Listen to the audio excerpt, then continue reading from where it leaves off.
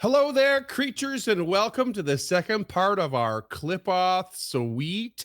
I am Freeman getting riffy with it, Easton, and of course, rolling through the next section of Qlippoths and the powerful lords thereof is my partner in crime, James Abyssal Attitude Kid. Welcome, James. Hello. Is your nickname ready? a Homestar Runner joke? Maybe. Isn't Getting Shifty with It a Coach Z song? No, getting swifty with it is from I'm blanking. The Rick and Morty, I think. Oh, okay. Yeah. But it always reminds me of the old internet video Swifty-5, if you're familiar with that one. Oh yeah. Yeah. One, I grew up undergrounds too. 14 teen 55. I still drop 14 teen in casual conversations every now and again just to see you paying attention. Amazing. And your nickname is both a reference to, well, both of our nicknames are a reference to the Abyss being renamed to the Outer Rifts. And also, I think your attitude is abyssal. Straight up. Okay. Well, at times. Not all the time. Yeah, not all most of the time. As soon as the camera goes off, just on. Yeah. Just so everyone knows, James be putting on airs every time we on air. Yeah, everything about this is an act. But yeah, this episode is going to cover the more powerful versions of Qlippoths, and in particular, it's going to be old, current Qlippoths, and then some who have, I may or may not have alluded to it at the end of the last episode, those who have betrayed the circumstances, as it were. So let's first talk about just like the basis of what is a powerful lord.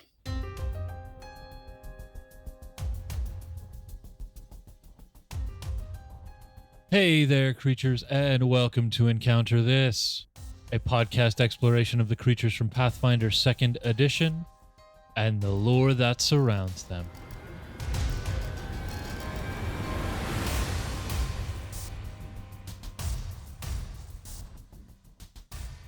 So the most powerful of the Qlippoth are immensely ancient, as we can imagine, and basically quasi-deities unto themselves.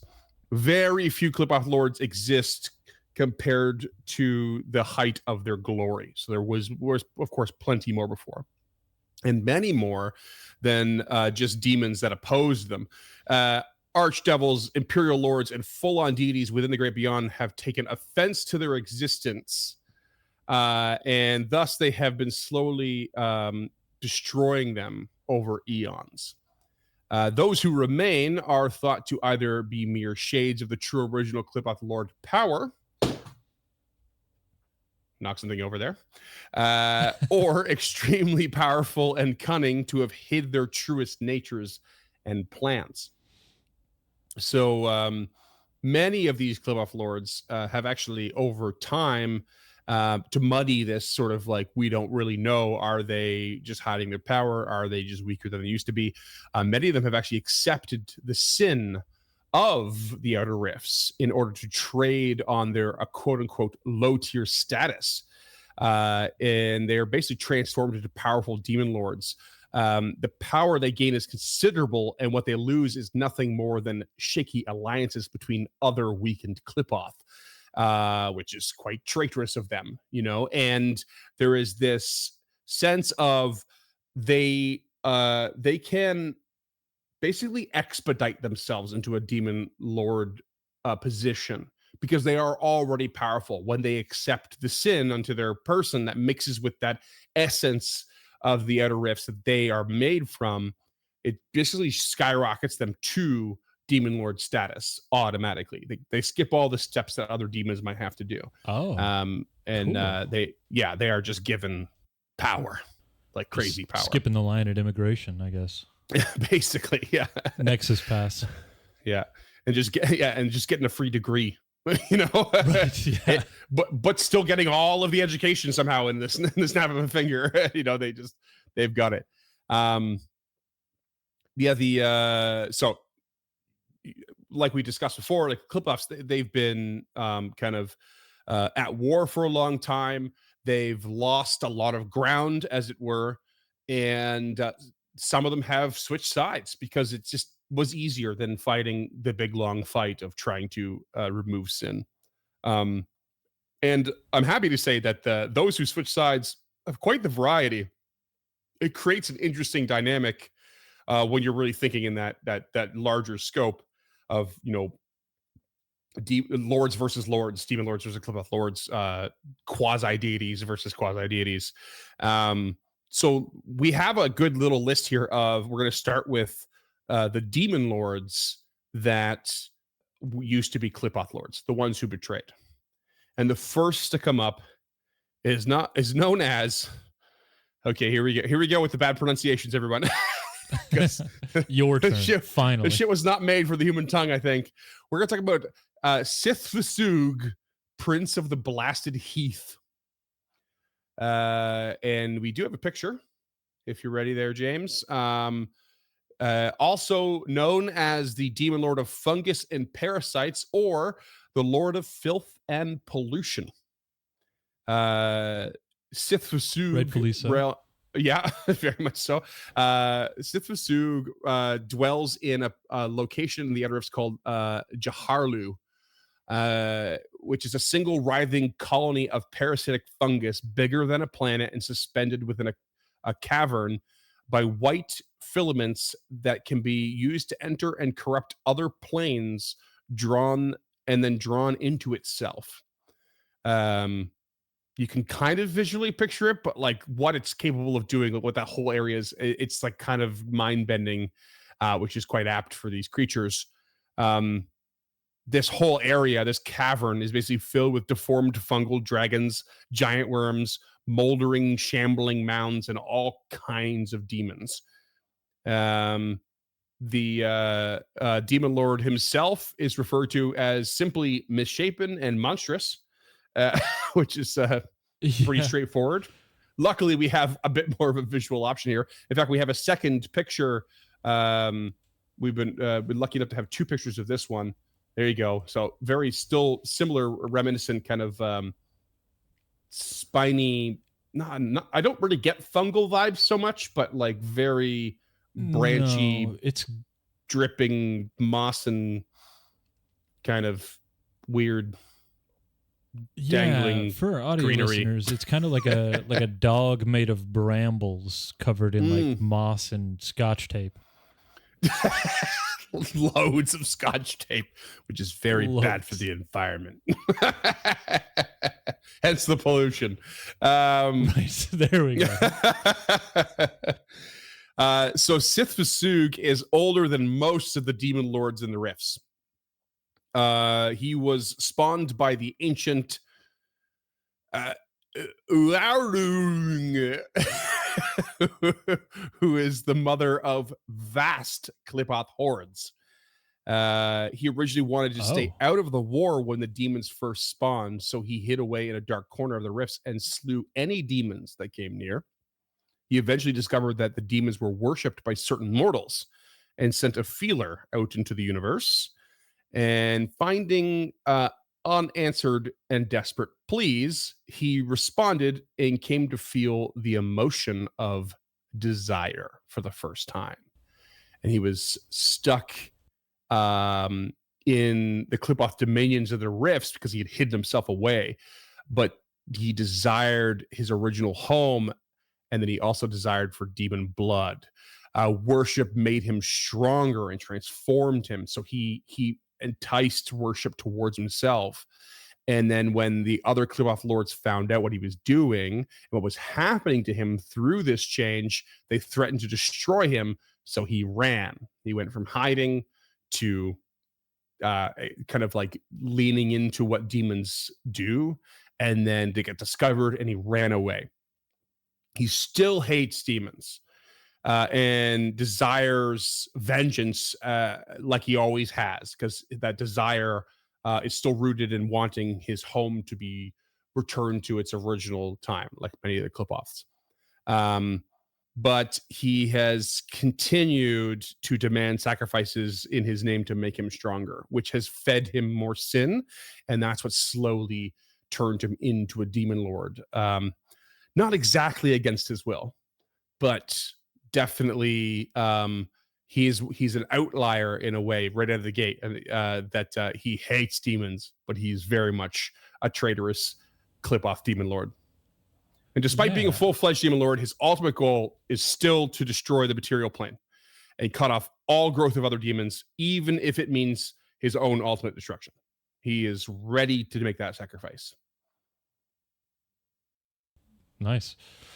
Good for him. I wonder, I'm curious to see if it's going to be a theme that a mortal emotion is what caused them to fall from, I guess, make the lateral transition from Qlippoth to demon. But that it's an interesting story beat for sure. Yeah, because they're such alien creatures, they're, you sort of just assume, oh, I won't understand them, but you kind of don't realize until it's been kind of said to you in this way that, oh, they just didn't feel emotions at all. They don't know what emotions are, or at least they don't know what mortal emotions are like. Whatever emotions they have are also beyond our understanding, assuming they have them. And Desire's a bitch of a one to start with. Fuck. For real, yeah. The very famous demon lord known as Tree Razor is one of CYTH-V'SUG's greatest minions, in fact. But as far as the lore goes, Tree Razor has currently made their home on the material plane after failing a coup against CYTH-V'SUG, which I did not know until I researched this. And very curiously, CYTH-V'SUG has not struck back yet at the betrayal. Has decided to, I don't know if he's letting it lie or he's going to welcome Tree Razor back, but it is sort of in limbo there that this coup happened, this betrayal upon betrayal happened, and nothing's been done about it quite yet. I have one last little thing. It's kind of cool. The in 1E, there's a lot of details on these demon lords from the Book of the Damned, and worshiping them and stuff. They give you mechanical things, and I clipped out just one piece for each of these guys because I thought it was kind of cool. And there's a section called obedience for each of them, and you're supposed to regularly perform this action of obedience, and it gives you a mechanical benefit. So for like a ritual for Sith, kind of, exactly, but it's like, it's really specific action you can take. For CYTH-V'SUG, it is to eat moldering flesh rife with parasitic worms and drink putrid alcohol distilled from rare fungi during a 1 hour feast. So you got to do it for an hour. You can't just like toss it in your mouth real quick. And you gain, it's an old 1E thing, what's called the profane bonus. So you would gain a +4 profane bonus on saving throws against diseases and effects that cause the nauseated condition. So, and nauseated was brutal, absolutely brutal in 1E. So definitely not my favorite condition. Yeah. If I recall correctly, you dropped everything in your hands and stood in one spot and did absolutely nothing whilst nauseated. Like you could not perform a single action. That sounds right. There were definitely a few conditions where the outcome was like, you just don't get to play right now. You're nauseated for 3d8 turns, basically. Good luck, rest of party. Yep. 1E was bad for that. But that's just CYTH-V'SUG, the Prince of the Blasted Heath.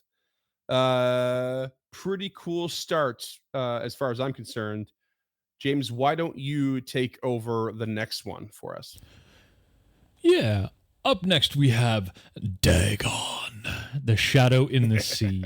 Already my kind of creature.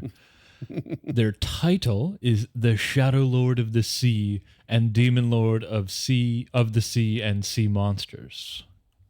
Mm-hmm. Their realm is Ugothanok, the sunken city within Ishar, the great underwater realm, which is filled with aquatic horrors and dark, unlit depths. This is just like the deep ocean, and I am here for all of it. It's a whole Speaking realm of deep ocean. Yeah, this. there he is. Remind me about those images because I constantly forget. Oh, sure, yeah. I've highlighted them red for you. Good luck. Right, yeah. Fair. For our audio listeners, it kind of not mermaids. What are the other ones? Shagwan? Sahwagin. Yeah, I've heard them. Sahwagin. It kind of looks like one of those. Yeah. And not like a mermaid, but like there's a merfolk. I think that are different from mermaids. And there's another one. I think it kind of reminds me of almost an amalgam of all of them. Very long tail, arms that are like octopus tentacles.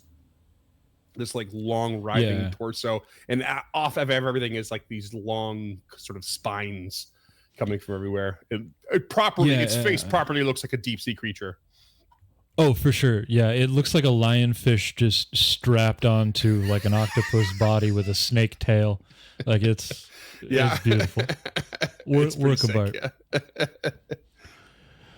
Ugathanok has a few specific residents, including this turtle crab known as the Tojanita. Tojanita? Don't know if the J is silent or soft or not, but yeah. It always feels soft when it's mid-word to me. But... Yeah, same, yeah. Especially the Nita. Yeah. It just gives you a bit of a Spanish vibe, doesn't it? yeah. This is exactly what you picture. It's 4 flippers with a couple of crab pincers and a bunch of eyes and kind of a weird like spider mouth. It's got almost like mandibles, which I guess crabs have. So that's not that. Sure. Just a little more pronounced. Yeah, for sure. And the Herzu also resides there. This is a race of fiendish and half-fiend humans that war over the surface of this world, constantly battling and committing cruel acts to try and impress their dark lord, Dagon. You actually quite slightly misspoke there. It's not that these are a race of fiendish and half-fiend. It's like these are in addition to races of fiendish and half-fiend creatures. Gotcha. Yeah. Gosh. Thanks for the clarification there. No worries, Yeah, these are really strange, like reptilian fiends. They're just big, bulky, like kind of punching this machines. Looks like the street shark was a toad and on steroids. Yeah, absolutely, like ridiculously bulked up. Like they gave it the green juice from Ninja Turtles 2. Yeah, totally. Yeah, like it cannot fit through doors. Yeah, really, really neat. And Ishara, the sunken city in the realm, is one of the largest and encompasses many demonic sub-realms and feeds into the river Styx itself. Oh, yeah. And that's wild. Yeah. And more importantly, it appears that it can infest mortal oceans and seas with dangerous creatures as well, just to sow chaos. Like, I guess the boundary between those realms is just a little bit thinner, maybe the deeper you go in the ocean. Yeah, from what I've gathered doing research on all this was that the proverbial barriers of like outer realms and the outer sphere and stuff to the inner sphere, you can't comprehend them. It really is barely a sphere. Like a sphere is like, I guess, the most apt interpretation at best. Because it just doesn't make a lot of sense because these things just extend through and touch this and that and everything all the time, everywhere, in every direction. You'll find that definitely as a common theme. Right. Just the very thin barriers all around, apparently. The abyss is just a bad decision away, I guess. Which actually kind of feels true for real life, too. Precisely, yeah. All right, and a touch of lore here. Before accepting sin with a capital S, Dagon was said to be nothing more than a mindless, ravenous sea creature that ate everything in its path. Becoming a demon lord through the consumption of many demons, which granted them intelligence and sentience. So they were just an amoeba prior to this, or at least rolling around, horrific consuming version of an amoeba. Yeah, exactly.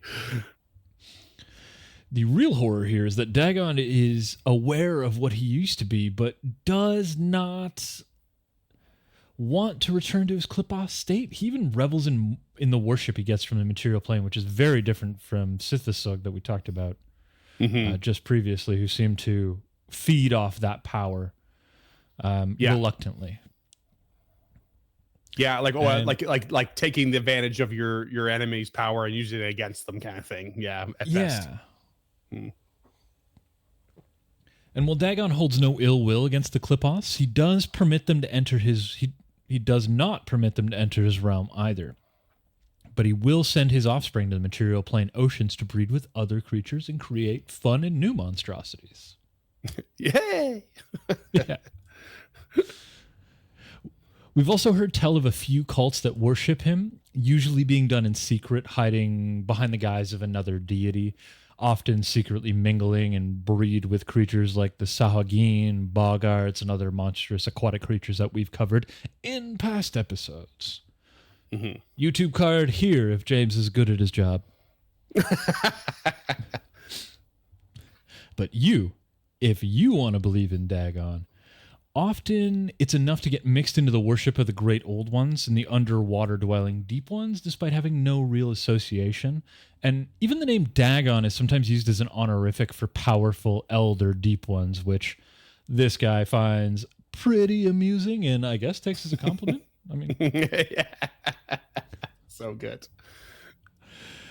And to top all that off, they are said to have defeated the great kraken Cactora, which created the devilfish, which is just a giant squid, I think. Basically a giant squid, yeah. It's real horrifying. It's scary. Yeah. Yeah. And the devilfish haunts Galarian to this day. Indeed. So be careful out there. And if you find yourself as a worshipper of Dagon, your obedience is awful. First, you have to offer a bowl of fresh, warm blood to Dagon by speaking prayers over the blood and then emptying the bowl into the sea. Not just any bowl, however, that bowl must be made of gold and inscribed with the runes sacred to Dagon, worth no less than 100 gold pounds.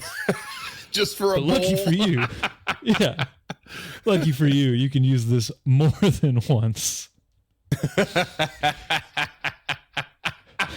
That's so usable so bowl. Hilariously Cool. Specific. Yeah. The bowl is multi-use. You don't have to spend 100 gold every obedience. Yeah, rightfully so. And if you partake in said ritual, you gain a +4 profane bonus on saves against the extraordinary and supernatural attacks of creatures with aquatic or water subtype, both of which are terms from 1E. So yeah. I imagine. I guess just general non-feat based abilities and because profane bonus doesn't exist anymore. We're basically looking at I think a 2E equivalent would be status bonus, because you basically just have item, status, and circumstance. And I don't think it's a circumstance. It's definitely not item. So I think it's got to be status. And it's got to be status. Yeah, and then extraordinary and supernatural attacks are not listed anymore, because on top of those was spell-like abilities, I think, because you kind of had 3 categories. We're basically just at that point looking at, okay, what unique attack does this creature have for whatever it is, attacking multiple times with limbs or whatever unique, maybe aura or something like that. Yeah, if you're looking at a 1E stat block, it would be anything listed under SU and SP, I believe. Yeah. For extraordinary, I think it was EX for extraordinary. SU for supernatural, SP for spell. Like, I could be wrong. Spell or special, yeah. Yeah, it's anyway, this is a 2E podcast, so fuck that shit. Yeah. just a tidbit of device that's not very kosher for those who want to, I don't know, convert this. Yeah. I mean, it would be easy enough. It's just a status bonus. Yeah, that's pretty much it. I just give them a +2 status bonus to creatures with the aquatic or water subtype. Yeah, bring it down. Aquatic plus or two would be thalassic. Pretty much. The +2 for 2E math would be generous. Yeah, so plenty. Don't go +4. Don't overdo it. I mean, go +4 if you're feeling crazy. They did just worship an outer god, so maybe they deserve a +4. Maybe give them a +4 if the fresh warm blood is from a very impressive creature. Right. Or maybe like a bird, maybe the natural enemy of fish. Maybe they spent 200 gold under a gold ball. Who knows? It's reusable after all. We have it in writing from Paizo. Yeah. Let's talk about the next one. I'll run us through the next one. Yeah, take us there. So this one is a somewhat familiar name. This is JUBILEX. JUBILEX, the Faceless Lord. We talked about JUBILEX a bit when we covered was it when we covered oozes? Did we cover oozes? It was the oozes. Yeah. We did. Yeah. Because there's also the slithering tracker we covered, which I think was an ooze, but it was separate from our oozes chat. But yeah, it was a deity ooze. It was a vengeance ooze, and it had intelligence, which is why we separated it out, I think. Right. But yeah, JUBILEX, the Faceless Lord, also known as Lord of Sloth and Demon Lord of Poison and Ooze. JUBILEX resides in a location called Undersump. I just love that name. Something that's such a wet word, and it feels really gross in the mouth, and it's perfect. It's exactly. It is a system of abyssal sewers that run under the other abyssal realms in a maze of tunnels and connect to the River of Styx as well. Due to a lack of care for its own realm, many parts of Undersump are actually claimed by others, and it's often used as a secret passage between abyssal realms. So you can imagine there's a lot of what's the word when they bootlegging. Well, probably a lot of bootlegging happening. Outer Rift interplanar bootlegging. And some have posited that the further reaches of the tunnels go as far as connecting to Dis in the Hells itself. Or some of them even go as far as dumping poisons and filth straight into the maelstrom. This is what I meant by these things don't seem to really have barriers. The direction that, like this says it's abyssal sewers under the others, but like what does under mean when you're talking about this reaches out to the maelstrom and also to in the Hells, and then probably also to all other planes? Like it's just crazy to think about how that's possible. Not valuable. Not really, no. JUBILEX itself is described as a massive formless green ooze with streaks of black tar and innumerable blood red eyes staring out in every direction. This is actually, hold on, this is actually not the image of JUBILEX. This is the image of something else coming up. I just realized. The image of JUBILEX is a GIF, which is a format I've never heard before, and this didn't read it, so I'm just going to add it in post. So this is me telling you, listeners, that that's going to be the right image in post. Perfect. Or it's not. So not only is JUBILEX staring in every direction, but the very air around him is toxic and acidic, melting flesh and bone on top of the overwhelming stench. So just being near it will melt you. Basically nearly mindless, even as a Qlippoth lord, JUBILEX simply hunted demons that entered its sewers and eventually retained enough sinful essence by mistake that it turned them into a demon lord, gaining a basic amount of intelligence in the process. And when it digested a now long forgotten demon lord of tunnels and poison, it became that demon lord in its place. Literally everything by accident. Yeah. Accidentally Highlandered itself. That's awesome. Basically, yeah.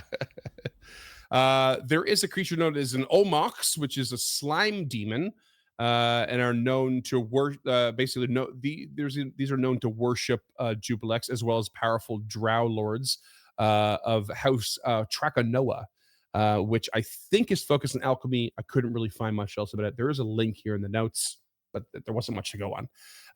So you find these slime demons worshiping JUBILEX. Yeah. Poison is very, very thematic with drow. Very alchemist too. And very alchemy. Yeah. So it makes a lot of sense. The JUBILEX is worshipped most commonly by drow, who regard it as a patron of toxins and poisons, and a rival of sorts to the demon lord Hagenti, who is known for alchemy. But it's less about worship and more about tapping a source of power. When people are paying attention to JUBILEX and trying to get in there, they're really more tapping that source of power. And despite not caring for its worshippers, it happily takes sacrifices to absorb and dissolve, because that's just what it do. That's just what it do. Yeah, so it's just a super good ooze. Yeah, basically.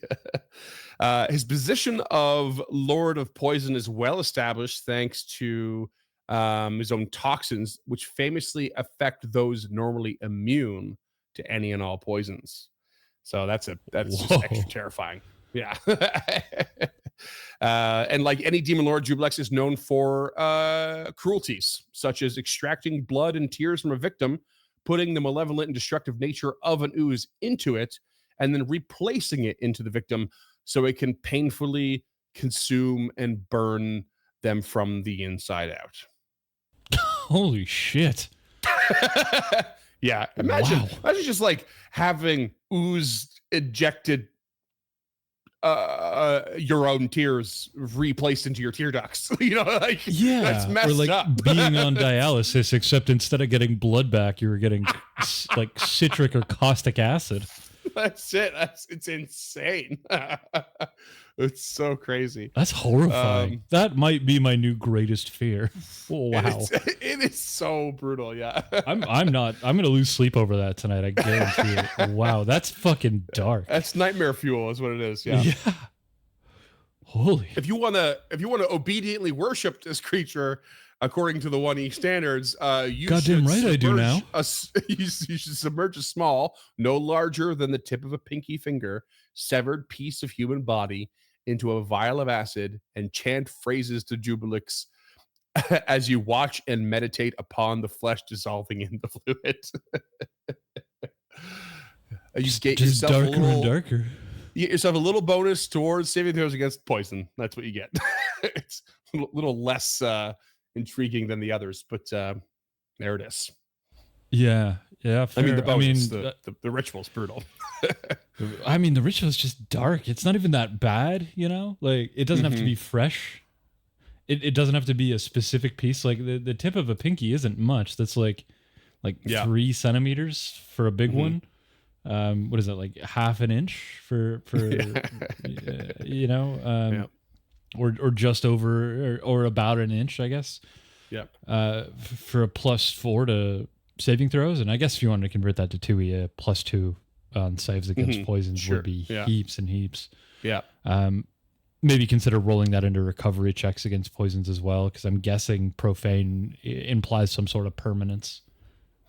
Yeah, there's definitely I didn't really look into that, but I would guess it's like till the next day or for a week or something like that. Probably next day. Something longer than the next one, but it's we clearly never got here in our 1E campaigns. Yeah. But yeah, that's JUBILEX. That's the brutality of JUBILEX. What do we got next? Up next, we have MAZMEZZ, the Creeping Queen. This is not what I expected at all, and it's awesome. They are the Lord of Vermin, Demon Lord of Vermin and Bindings. So for our audio listeners, this is a giant spider with crab pincers on some of its legs.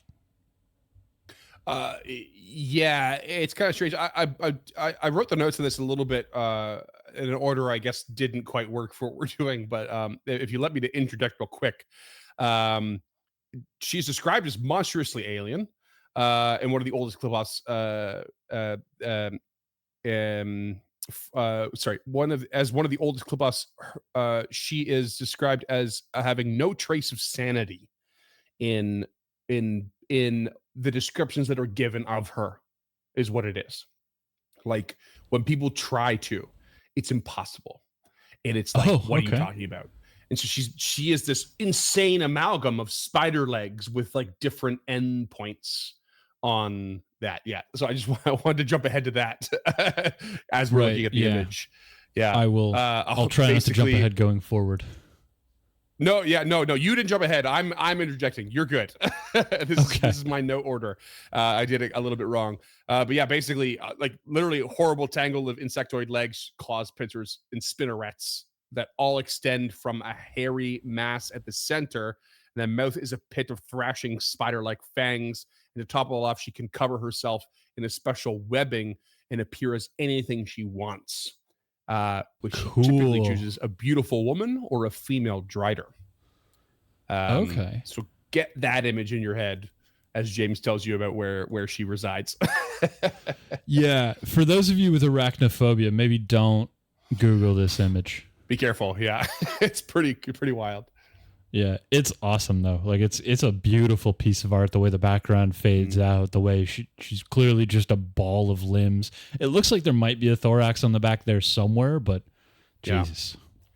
I'm now remembering I used to have a recurring dream. I'm not really afraid of spiders. Like I'm shocked by them when I'm not expecting them like anyone else, but like I am I think they're fascinating. I love to watch them. I even let them hang out in over the lamp in my bathroom sometimes. I don't mind. And spiders are our friends. I love them. But I used to have a recurring dream of like a spider like the size of like a Bernese mountain dog like in a room in my house, and like I couldn't go through, and it would like it had a little like weird like almost like web cave, like an igloo. Like it was a really weird dream. We used to have it a lot, and I could not sleep, and I get sleep paralysis over it. So I'm really hoping I don't have that tonight. Yeah, don't look up the funnel web spider then. Don't. I know it yet. Don't do that. Okay. Tell us more things before I link MAZMEZZ, the creeping queen, makes her home in CYTH-V'SUG. I think I'm pronouncing that properly. A vermin-infested hive populated by Bebelith spider-esque creatures whom she creates to hunt demons before she became a demon lord. Mm-hmm. When mortals started to worship her, she found herself enjoying the attention. And when she discovered fellow Qlippoth lords planned to kill all potential sinners, she went traitor. And she cares not that her Bebeliths, these horrifying little bros, continue to hunt demons. All she cares for is mortal worship. While worship of her isn't quite widespread, there is some commonness in the Darklands, specifically Drow, and even more specifically the House Moivas, and flesh-warped driders, even surface-dwelling web lurkers. Again, when I was doing the research on that, like House Moivas, same thing. Didn't really have much more information, just on an obvious got a reference to this this demon lord. It might just be from one of the novels or something like that, But who knows? Still cool that they're worshipped specifically by a drow house. Mm-hmm. But the Gorojumo famously avoid worshipping MAZMEZZ, seeing her as a representation of brutality, mindlessness, and primal destruction. Everything they've been trying to separate themselves. They consider this an affront to how to view the spider, which is elegant and beautiful. That said, there are a few Gorojumo who do turn to worship her, but tend to grow in a more malformed way, becoming slovenly terrors despite their sisters, eccentric at best, and sometimes dangerous and need to be put down at the absolute worst. So even in their own kind, the Gorojumo who worship MAZMEZZ are awful. Yeah. Oh, yeah. Yeah. Very much. And even though she loves being worshipped, she does little for her followers. Almost nothing, really. The only time she somewhat intervenes is when there's a threat of conversion to something else. So if you want to move religions, she will then invest a great amount of power to a select few inquisitors, again, first the parlance, usually drow, which are called the Sisters of the Silk. Mm-hmm. These particular inquisitors wear distinctive black and white webbed armor and carry spider-infested nets. They hunt down and pursue heretics, deserters, and especially those who try and convert elsewhere.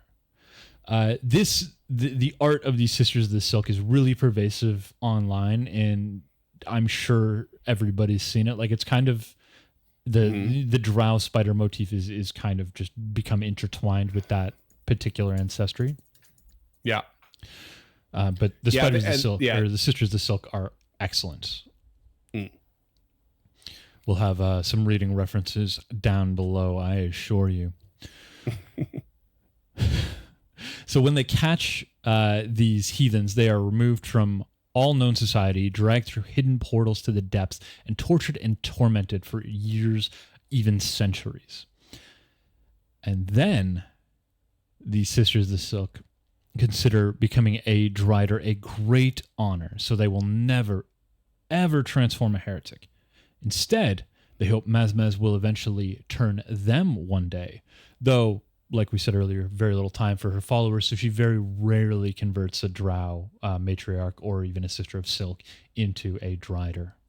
Mm-hmm. And if you at home feel like you want to worship MAZMEZZ, Lord of Vermins, you can do so by committing a crime, binding a living creature so only a few key portions of its anatomy, like eyes, mouth, remain exposed, allowing you to torment these exposed areas with needles, poisonous vermin, or tiny knives. It's so messed up. I'm going to tie you up and do acupuncture on the soft bits. Wow. Oh, man. And if you do so, you gain a +4 profane bonus on combat maneuvers to grapple and to your CMD. So in 2e parlance, that would probably be a situational +2 to athletics. Yeah, our athletics DCs to be grappled or some such, yeah. Or who's up next there? Yeah, in some of those cases, it might be like fortitude or reflex DCs. Oh yeah, but who's next? Who's next? You ask. You haven't had enough of unsettling descriptions of terrible Qlippoth demon lords. I have, but I doubt the listeners have. We're only 43 minutes in, give or take, after the edit. Oh, we got some ways to go, my friend. Let's talk about YHIDOTHRUS, the Ravager worm. So glad you took this one. Also known as Lord of Time. YHIDOTHRUS is basically a black-skinned worm with a maw filled with teeth, as you can imagine, which is the theme of all these otherworldly alien creatures. It's very lamprey-like. The whole thing is just a more terrifying lamprey. Like it's actually just a lamprey. Yeah. It is known that its tail is impossible to describe. You'll notice that it's not in the image because those who have seen it are immediately driven mad. These mad ramblings describe that YHIDOTHRUS grows more ancient the longer you travel along the length of its body, and that the tail is rooted deep within the Qlippoth-ruled parts of the outer rifts, a place where the very ideas and demons and sin have yet to even exist. Paizo.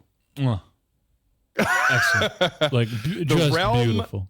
It's so good. The realm of this creature is known as the Spiral Path, which is a unique labyrinth of tunnel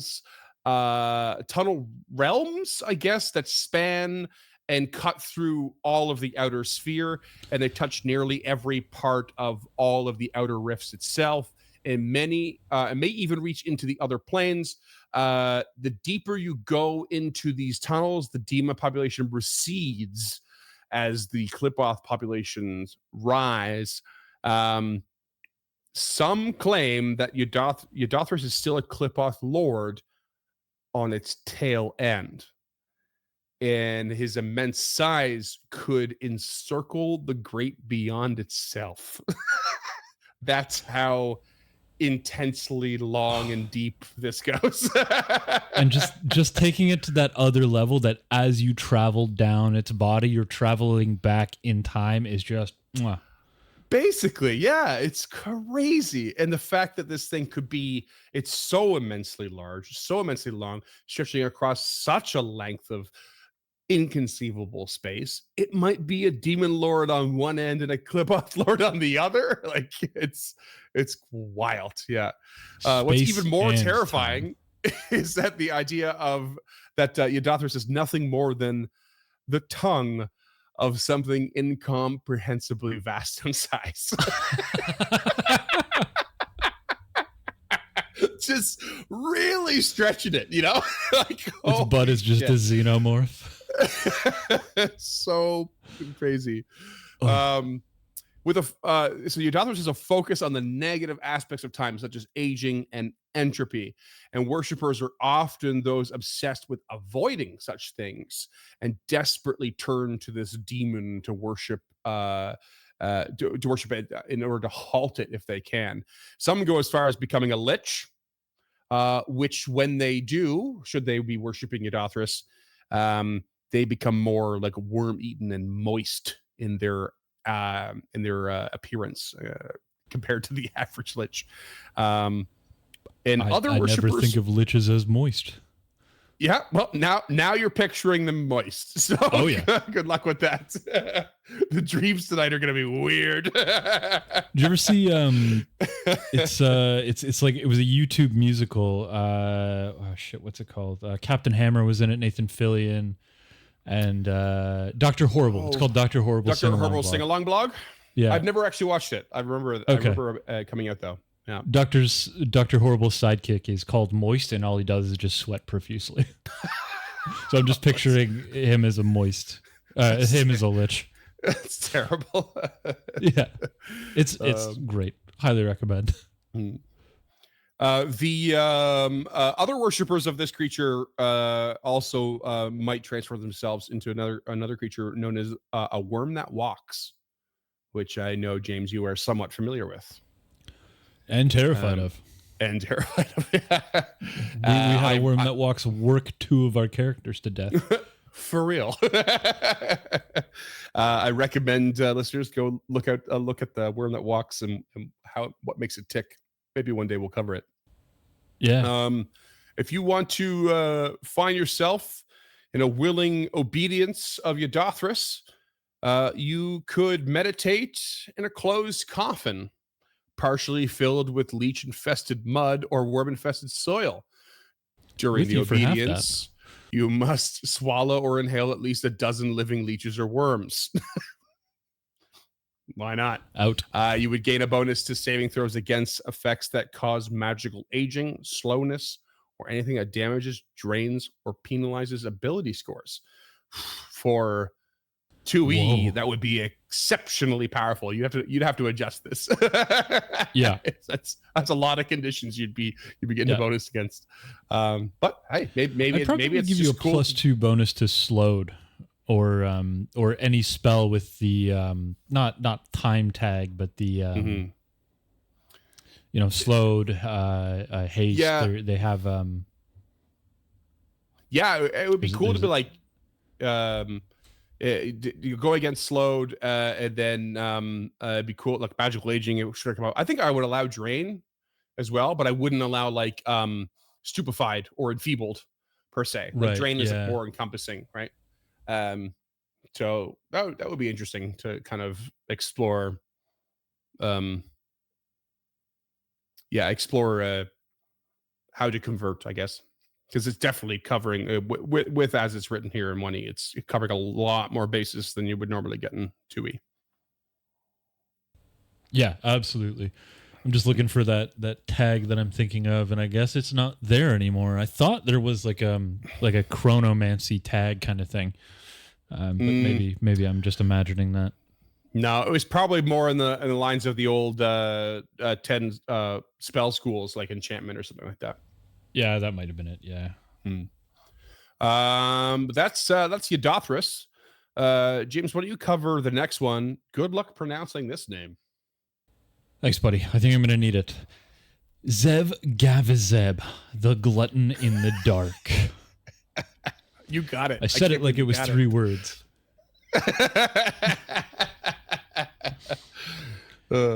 ZEVGAVIZEB. That's when I struggled with it. I was researching it. Yeah, I don't know what's going on. Yeah, I had to like pronounce this phonetically in my head a few times before we sat down for this. And it's not the last word I'm going to have problems with in this particular section. I can tell you that right now. But ZEVGAVIZEB is also known as the Beast of the just the Beast of Gluttondark, whatever Gluttondark is, though I'm sure Freeman will tell us. The Sun Devourer, God of Troglodytes, Lord of Reptiles, and Troglodyte God. These are just like long lists of titles that were on the Pathfinder wiki, just so you know. Right, yeah. Some of them had lots, some of them had very little. Love it.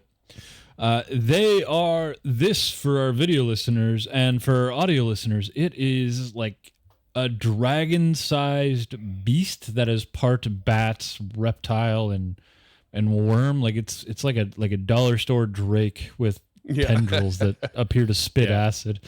It should be worm with a Y, I think. It's not in the notes, but I think it's worm with a Y. Yeah, I think. Right, that makes sense. Yeah.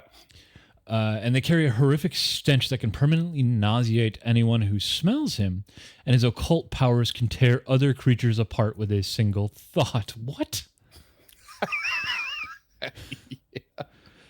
His screams carry throughout the entire outer rifts, whether he is rampaging or simply sleeping. Night terrors so hard they shake the concept of reality. Jesus. So ridiculous. Okay, their realm, ZEVGAVIZEB, something like that. Jessos, is the most central and largest of the planet-sized caverns within the realm of Gluttondark, which is one of the deepest and largest realms within the Outer Rifts. It's comprised mainly of hollow, horror-like caverns with rivers, jungles, mountains, seas, swamps, any kind of biome that you can really name. Gravity pulls away from the center, though, and strange colored suns pulse between the light and dark at their center. So the light just oscillates between essentially on and off of these near spherical caverns. You can find a few inhabitants, dinosaurs, sea monsters, bat-like monstrosities, and many more, along with nations, actual nations of fiendish troglodytes. But ZEVGAVIZEB himself has a personal lair on a jungle moon floating in the largest of the caverns known as the Verdant Moon. So they have a vacation home on Endor. Exactly. Well, hold on. Forest moon, jungle moon. Let's not cross our swords too much here. Sorry. Yeah. They have, and also to correct myself, it wasn't on Endor. It was the forest moon of Endor. So, yeah. Oh no. True. No. There you go. Yeah. Yeah. Just Star Wars myself. So, speaking of lore, now I'm trying to think of the jungle moon that's off of Onderon that was featured in Star Wars Knights of the Republic 2, and I can't remember. Oh, I don't know. I only played the first one. Someone out there knows the answer. Yeah, right in. Please do. All right. Tell me more. ZEVGAVIZEB encourages his followers to war within these caverns in order to cull the weak so they only have the strongest for their armies. This cavern may be planet-sized, but the journey between them is much shorter, meaning neighboring caverns are what make up warring factions and armies. But he became a demon lord along with other Qlippoth lords when a group of Proteans known as the Worms of Paradox, this is a worm with a Y, purposely transformed Qlippoths into demons in order to weaken the Qlippoths and distract from the maelstrom, springing the current reality into existence. As you might remember, the remember, Worms of Paradox invented reality? Well, no. So you might remember that the Proteans were created in the maelstrom, and they thought they were the only life that existed. And so this was in the previous episode. And then when they discovered that the maelstrom had a limit, they were the first to crack open the outer rifts, which then changed reality. That's right. And reality also changed as like the physical and mortals became into existence, and the universe came into existence, which then created sin and altered the outer rifts beyond belief, basically. So yeah, this particular Qlippoth demon lord is very closely related to some of those proteans that were part of that process, it seems. Gotcha. So this cabal of proteans called the Worms of Paradox ended up opening Space Pandora's box. Yeah. And when they discovered that life inside, it was a surprise. They didn't realize that something was going to be there, and those things were already ancient, right? And so they basically purposely started transforming them. They started experimenting, which probably blew up in their face, right? I think they very much regretted it because they created demons. I guess, yeah. They created the first ones anyway, I think. Right. And this all dates back to the primordial days of the Great Beyond, and ZEVGAVIZEB's disinterest in the Great Beyonds and rivals that of DAGON. So just completely not here for it. Don't care. Yeah, at all. No. Yeah. Will occasionally appear in the caverns, devour all the life they can find, and then the sun inside explodes, turning everything to ash, and over time the outer rifts will heal, renew the area, and repeat the process. Cycle of life. It's beautiful. Yeah. I love this part. Yeah. And this is part of the troglodyte. And this is part of the why is this the word I'm having a hard time with? And this is part of the troglodyte beliefs in their own wars. They believe the slaughter of countless others will satiate ZEVGAVIZEB and prevent him from coming for their own realm and reap complete destructions. They're just feeding the demon to keep it at bay. Basically, that's what they believe anyway. Yeah. Yeah. It is worth noting the troglodytes are talking about are much more different than you might find on the surface of Galarian, and some such are referred to as Shulgath, I think, and they're much more powerful and more akin to their physically weakened ancestors. Mm-hmm. Yeah, so the Zolgath or the Zolgath are the ones you'll more likely encounter. But the ones we're talking about are like far more advanced. It's like, the Zolgath are troglodytes, basically. Troglodyte being, I think, now a kind of a really, some people consider to be an inappropriate term, I think. So they've kind of transformed that over time. I guess it depends on the context, I guess. But it's these traditionally diminutive, I think. Yeah, exactly. An offensive term. Yeah, you never use it kindly, right?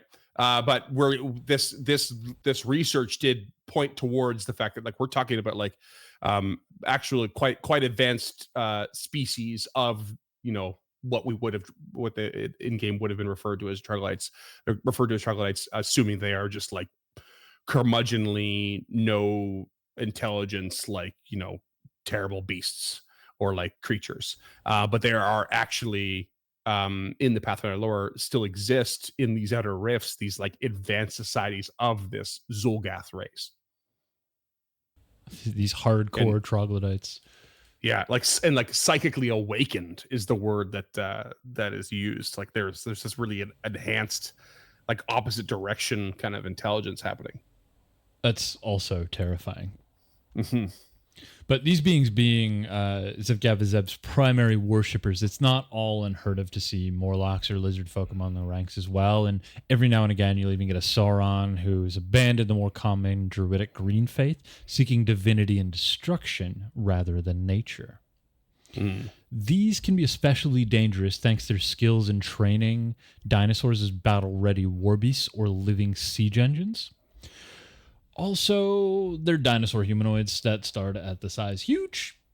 Yeah, saurians are crazy. Yeah. Really cool.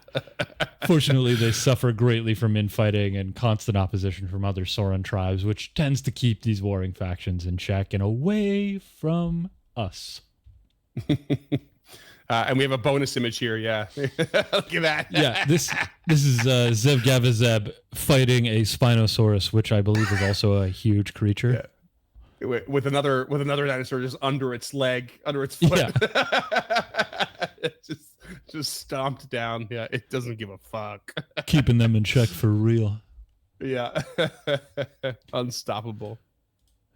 And if you too if I wanted to pay convert from- homage to this creature, tell me what to do. yeah. If you wanted to convert from the green faith, all you have to do is in a cavern, impale a sacrifice on a stalagmite in a way that does not cause the creature to immediately die. Dance around the sacrifice while shouting prayers to ZEVGAVIZEB, taking time every 10 minutes or so to push the impaled creature further down the stalagmite. This apparently doesn't come with a boon. It just is awful. Yeah, I might have accidentally cropped it out. I'll see if I can find it. Yeah, that's fine. Yeah. That is so funny. I didn't actually read all of these, so I'm sort of like dance around it. I'm like, I just see like impale someone. They're dying like on a pike from Vlad the Impaler very slowly, like, and then you're just like druidic order kind of shit. Macarena.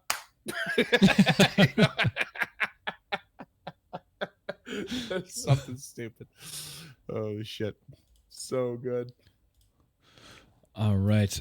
And I think that brings us out of the Demon Lords. It and does into indeed. Our next section. Is going to be Qlippoth Lords, but you're going to have to wait till next week. Because that's enough for today. Only a week. It's only a week. It's only a week this time. Yeah. Sure, you're going to wait months between things now, but now it's weekly at the same time. It's the best of both worlds. The savory waiting of that umami Qlippoth Lord episode. That's sick episodic content. It's gonna be good. We're gonna cover Qlippoth Lords on the next one, and we'll go down the list in a very similar way. Not as bulky, but still lots of flavor. And it's gonna be really cool. There'll be some fun real life lore in there as well. So you got a little bit more James for your buck. Woo! And we all know that buck is worth a whole lot when James is involved. Oh yeah. Oh sweet yeah. Roll us out, James, before this gets thank you for listening. Thank you for watching. I forgot that I had an outro to do. So if you like what you saw today, you can support us on Patreon at patreon.com/UnchartedNorth. $5 a month, you can get a handwritten thank you letter and a bunch of themed goodies. $10 a month, you can suggest a creature for our next suite, and you'll get a discount code for our merch store. That price is probably going to be going up. So if this is released and that price hasn't gone up, you're in luck, because these are much larger segments now. $10 a month kind of doesn't cover the amount of work that goes into these suites anymore. Ain't that the truth? If you want some sweet gear, you can go to unchartednorth.com/shop. If you want to join us and get a direct line to us, you can pop into our Discord at unchartednorth.com/Discord. All the socials are scrolling down below. You can see all those. They're also linked in the description of whatever you're watching this on. If you could rate and review on your platform of choice, that would be great. Helps other people find us. If you're on the YouTube, do the YouTube things. Like button, subscribe bell, which actually should glow when I say that now, which is pretty dope. And nice. You know what? Tell a friend. We could use all the word of mouth we can get. We love doing the show, and we hope it reaches more people because we think it's fun and valuable. Heck yeah. And don't forget, we mentioned it last time that the fact that we are listed as explicit does not do us favors when it comes to algorithms. But we're not getting all offensive here. We just want to be able to drop the occasional F-bomb or what have you and have a good laugh. I just want to say the fuck word.